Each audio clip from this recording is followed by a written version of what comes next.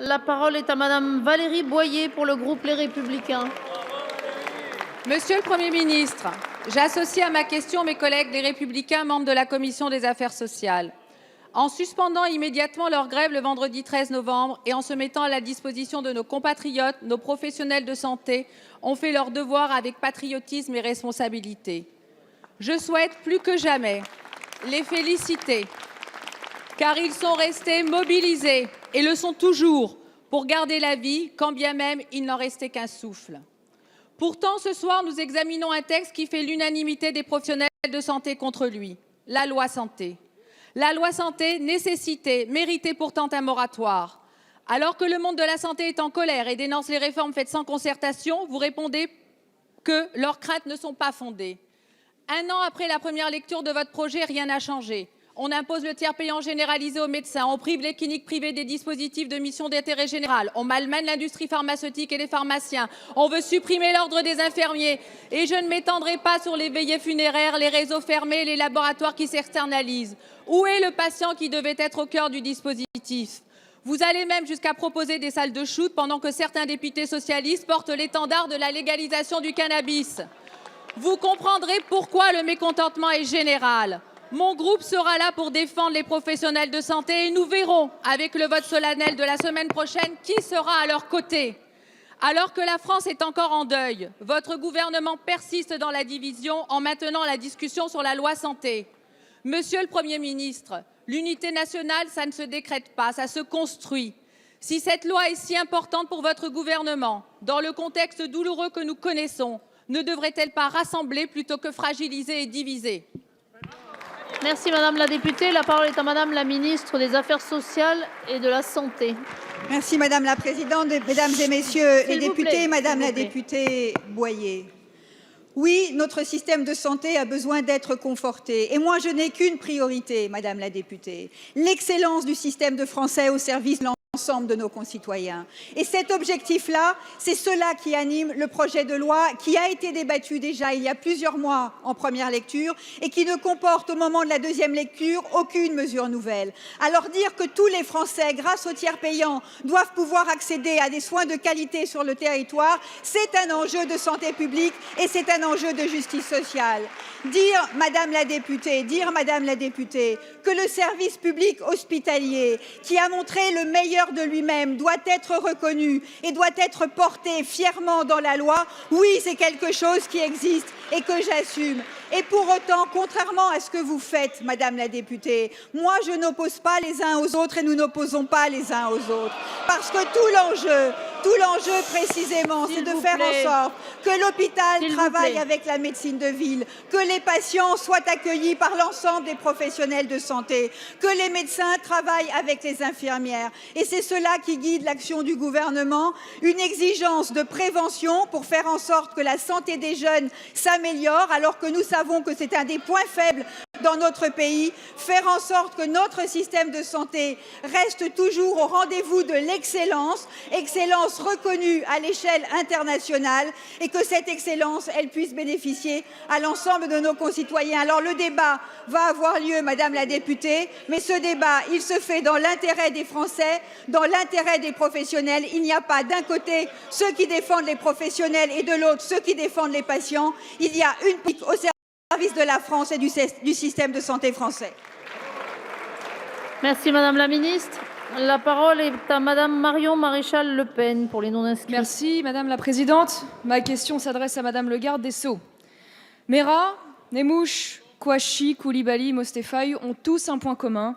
Ils sont des délinquants et criminels multirécidivistes. Voici un bref résumé des pédigrés d'enfants de la République, du laxisme et de l'excuse. Récidive pour Mera, condamné 18 fois, dont 14 avant sa majorité. Récidive pour Nemouche, incarcéré à 5 reprises à partir de 2004, chaque fois relâché avant la fin de sa peine.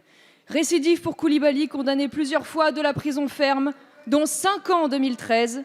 Il bénéficia d'une libération conditionnelle 1 an plus tard seulement. Récidive pour Kouachi, connu pour de nombreux délits. Il était condamné en 2008 à 3 ans de prison pour association de malfaiteurs avec une entreprise terroriste. Il échappa à un contrôle judiciaire pour partir s'entraîner au Yémen.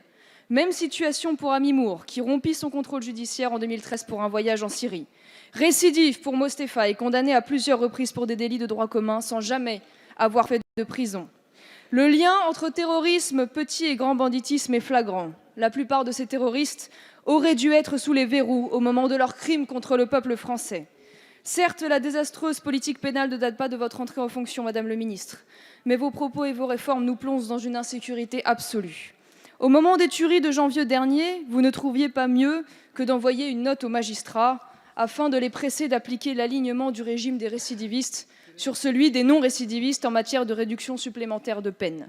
Aujourd'hui, vous refusez de vous prononcer sur la déchéance de nationalité pour les terroristes nés en France.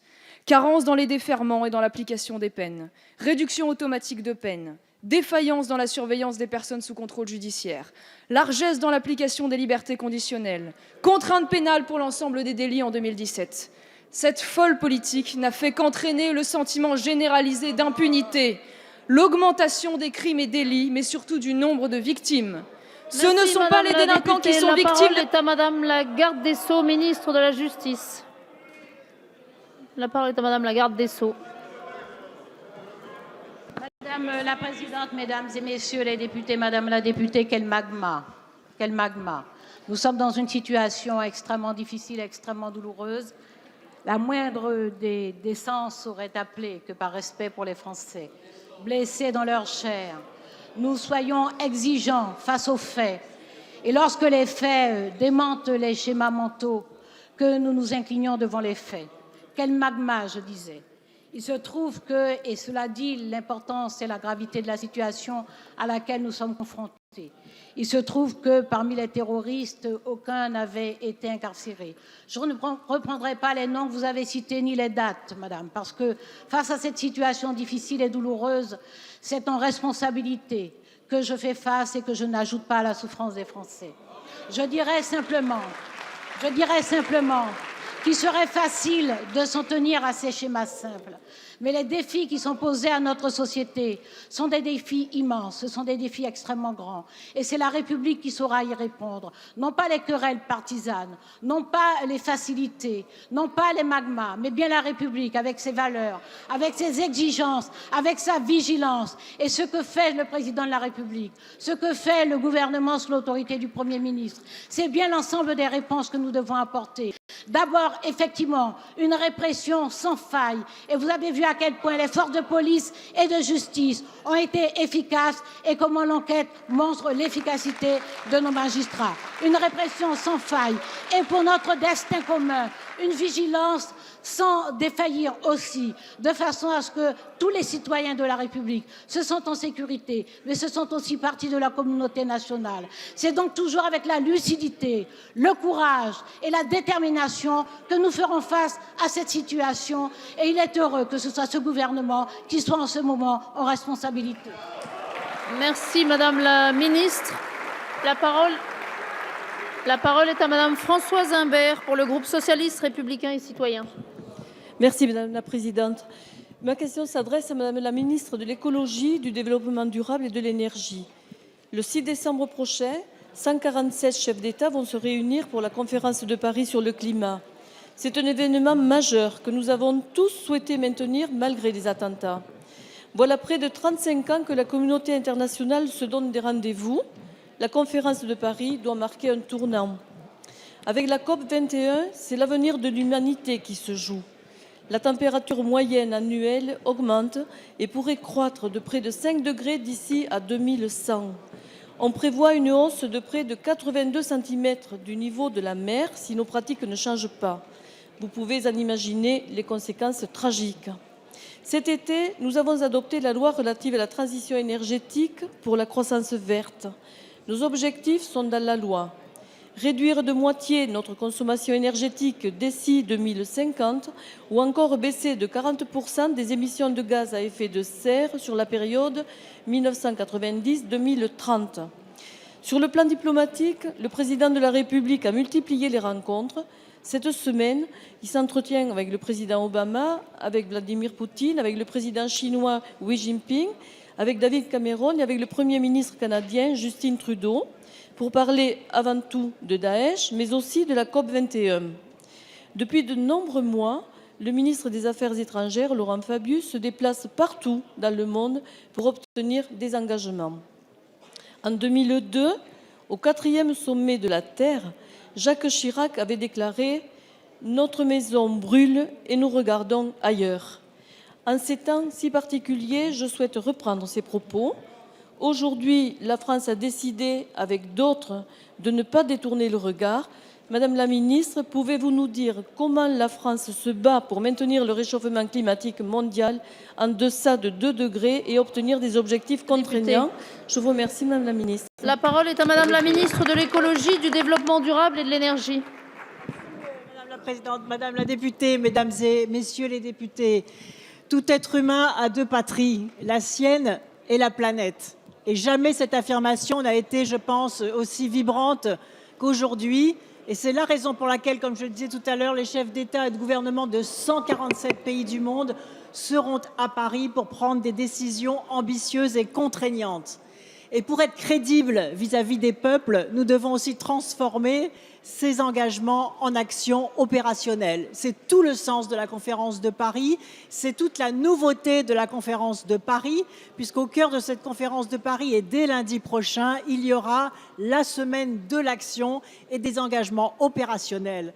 La France arrive en position de force au sens où elle est là pour donner une impulsion et faire converger les différentes initiatives. Nous le sommes parce que vous avez voté la loi de transition énergétique pour la croissance verte, vous avez voté les stratégies bas carbone qui ont été rendues publiques par un décret publié au journal officiel la semaine dernière. Nous le sommes parce que nous avons réalisé la programmation pluriannuelle de l'énergie et la France va prendre l'initiative au cours de ce sommet, de cette COP 21, de rassembler les pays qui sont favorables à un prix du carbone avec les entreprises et les investisseurs qui vont désormais doubler leurs engagements dans le domaine de la recherche sur les énergies renouvelables. Et nous avons besoin de tous, des citoyens qui doivent s'engager, des associations, mais aussi de tout le secteur économique et financier qui doit comprendre qu'aujourd'hui, le relèvement du défi climatique est une chance pour l'emploi, pour la santé publique et tout simplement pour sauver l'humanité. Merci Madame la ministre. La parole est à Monsieur Guillaume Chevrollier pour le groupe Les Républicains.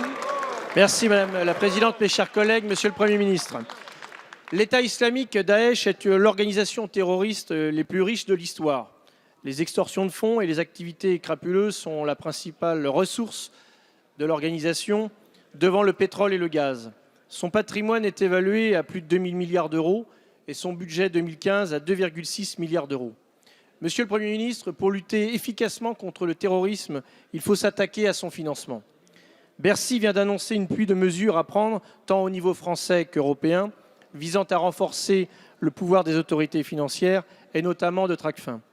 Concrètement, il s'agit de mieux contrôler les transferts physiques de capitaux aux frontières. Actuellement, l'obligation déclarative ne s'appliquerait ni aux transferts de capitaux par fret et voie postale, ni aux valeurs telles que l'or et les pierres précieuses. Par ailleurs, il faut faire reculer l'anonymat dans l'usage des cartes prépayées. Quant aux avoirs des terroristes, seuls leurs comptes bancaires peuvent être gelés aujourd'hui. Il faut donc impérativement étendre ce gel aux biens immobiliers, mobiliers, aux voitures ainsi qu'aux prestations sociales. Si toutes ces mesures vont dans le bon sens, nous demandons que les paroles se transforment en actes. Il n'y a plus de temps à perdre, les Français sont inquiets. Monsieur le Premier ministre, quel est le calendrier d'application de ce plan qui fait suite à des annonces qui ont été déjà faites en mars dernier? Par ailleurs, nous savons tous qu'une lutte efficace ne peut se faire que dans un cadre international, à minima européen. Où en sont les négociations avec nos partenaires? La France est-elle en capacité d'entraîner l'Europe dans ce combat contre le financement du terrorisme? Merci Monsieur le député. La parole est à Monsieur le ministre des Finances. Mais il y a encore une question de l'UDI, contrairement à ce qui est écrit sur Merci beaucoup Madame la Présidente. Monsieur le député, merci d'avoir souligné à la fois les décisions qui